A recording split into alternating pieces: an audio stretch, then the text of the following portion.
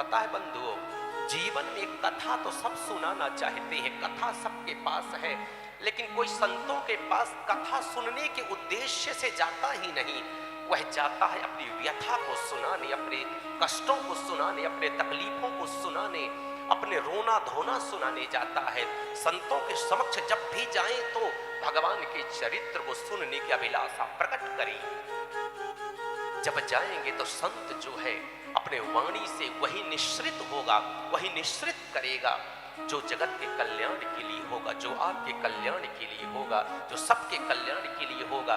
वहां अब जब भागवत जी की कथा को श्रवण करते हैं तो कहते हैं कि हे गुरुदेव, सब सुखदेव जी से परीक्षित पूछते हैं कि जिसके जीवन के शेष 7 दिन है उस प्राणी को क्या करना चाहिए।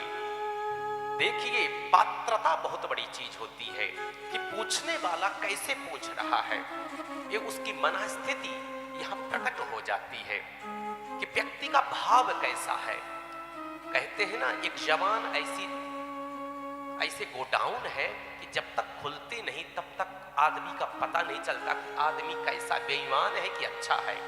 जब ये जवान खुलती है, जब मुख खुलता है, जब वाणी से कुछ निश्चित होता है, तब जाकर के संत समझ जाते हैं कि ये व्यक्ति कैसा है, इसका व्यक्तित्व कैसा है, इसका कृतित्व कैसा है, इसकी हॉस्पिटैलिटी कैसी है, इसकी मेंटालिटी कैसी है, कुछ भी सब कुछ समझ में आता है। तो वहां परीक्षित भी उन्होंने कहा था कि जिसके जीवन के शेष 7 दिन है उस प्राणी को क्या करना चाहिए। तो परीक्षित का प्रश्न भी सबके लिए था, सबके लिए था, not only me, this is for everyone, ये सबके लिए था।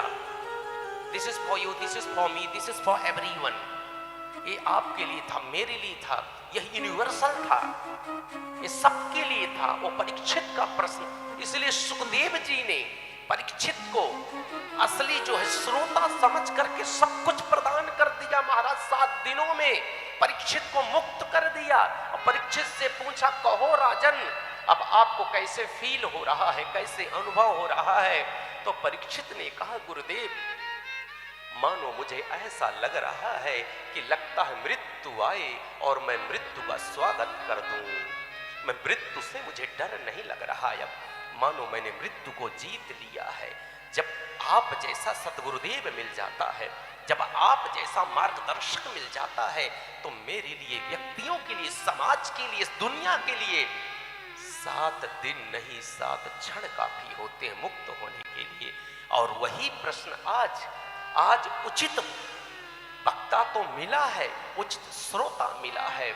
आज वो जो कथा थी शिव ने मन में जो सजा के रखी थी, बना के रखी थी, सोच करके रखी थी, लिख करके रखी थी, आज शिव ने सती को पा करके उस कथा को प्रवाहित कर दिया। उस कथा का नाम दिया गंगा।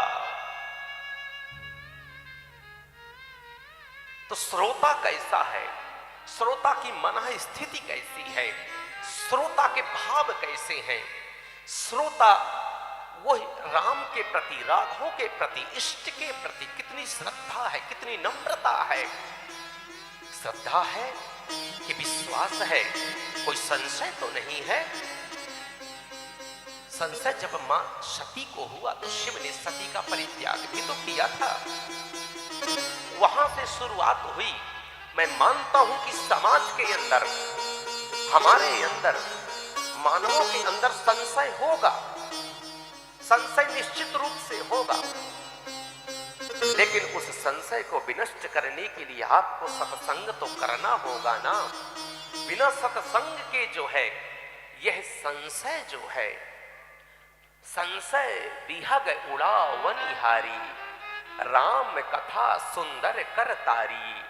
मैं निवेदन कर रहा था, राम की कथा ऐसी है कि मां पार्वती को शिव जी कहते हैं, देवी तुम्हें संशय हुआ, लेकिन आज मैं ये कथा इस वटवृक्ष के पास बैठ करके दिव्यासन को लगा करके मैं तुम्हें कथा सुनाऊंगा और तुम्हारा संशय ठीक उसी तरह दूर हो जाएगा जैसे ताली बजाने से पक्षी भाग जाते हैं, उसी तरह से तुम्हारा संशय दूर होगा।